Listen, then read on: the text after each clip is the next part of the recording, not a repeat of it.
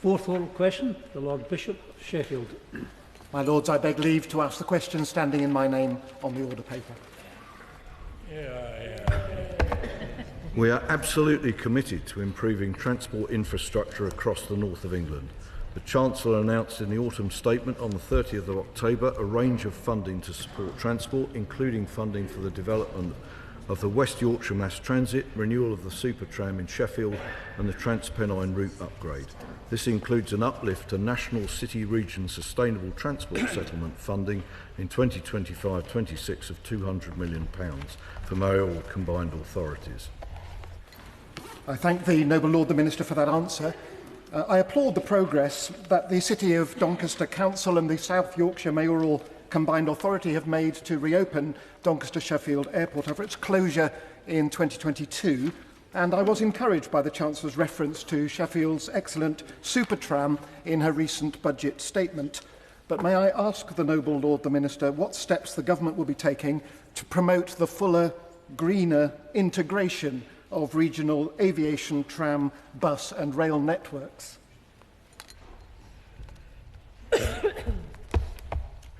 Primarily, that sort of integration at a mayoral combined authority level is the job of the mayoral combined authority. But what I would say is that the government supporting those mayoral combined authorities to have the right transport plans, which include integration across the various modes, is absolutely the right thing to do. And that's the reason for the funding, and it's the reason for the uplift in the funding.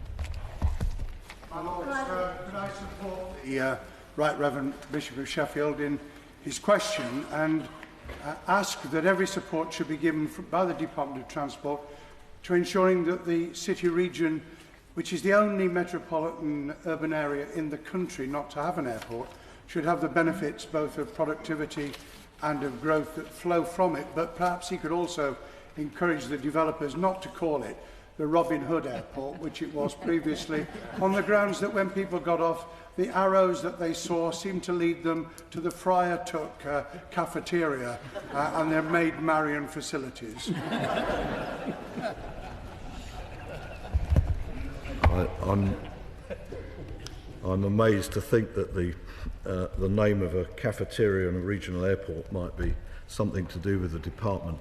More seriously, the South Yorkshire Mayoral Combined Authority Board, chaired by the Mayor, will make a decision later this month on providing the City of Doncaster Council with £3 million as part of Doncaster's existing £138 million gain share from the South Yorkshire Metropolitan Combined Authority allocation, and that is the government supporting the reinstatement of this airport, and it will do everything possible to help the airport get back into business and contribute to the economic growth of the region.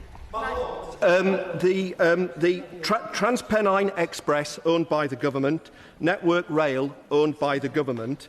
After 3 years, businesses and individuals are fed up with excuses and meaningless explanations. So when will the direct train service between Sheffield and its major international airport, Manchester, be reinstated? The direct service was curtailed as part of a very complex and necessary scheme to restore railway reliability in Manchester. The department knows, and I know, that there's a huge aspiration for a direct connection between Sheffield and Manchester Airport, but the configuration of the railway in Manchester means it's very difficult to deliver it. One of the reasons, of course, for the region being keen on Doncaster Airport is to see flights from the region without necessarily going to Manchester. Thank you. My Lords, as President of the British Chambers of Commerce, I've spent many happy days in Doncaster, and I can attest to how delighted local businesses are at the reopening of the airport.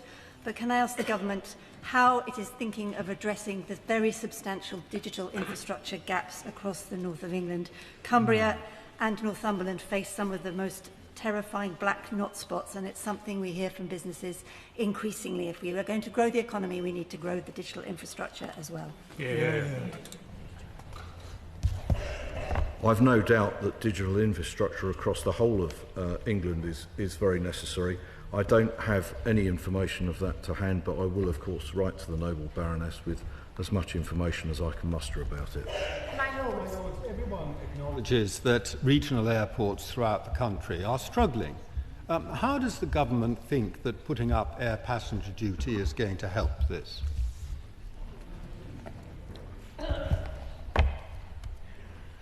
Air passenger duty hasn't changed for a considerable length of time, so increasing it at this time, my recollection is that it's no more than inflation would have been, and actually on the total cost of airfares it's a relatively small amount.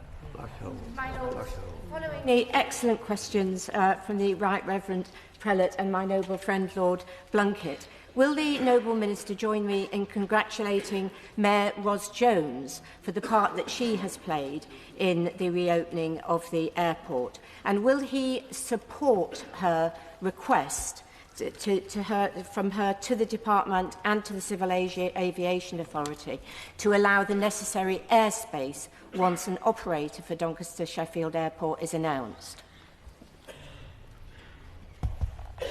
I will, of course, join congratulations to Mayor Ros Jones, and the reopening of the airport is clearly very important locally and regionally.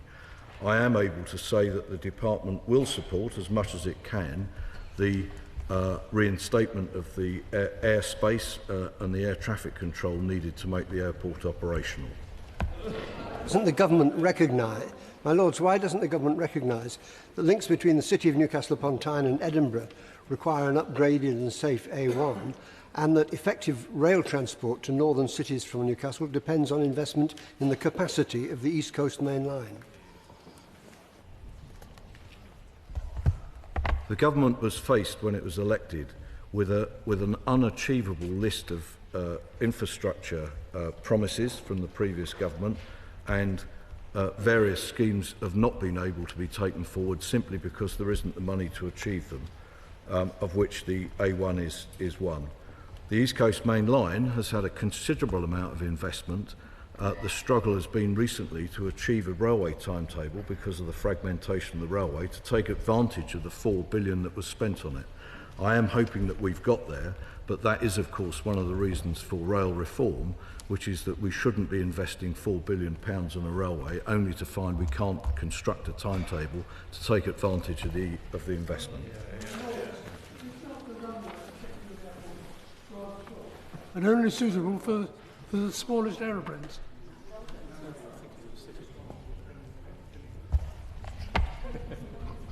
I don't have information about the length of the runway, I'm afraid. I'm sure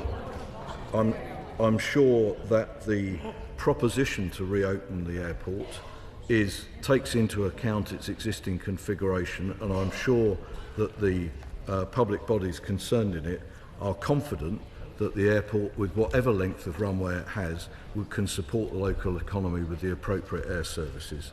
My Lords, Manchester Airport is planning for an expansion of 150% in passenger numbers. Stansted, 28 million passengers to 43 million passengers. Leeds Bradford Airport has been looking for a 75% increase in passenger numbers.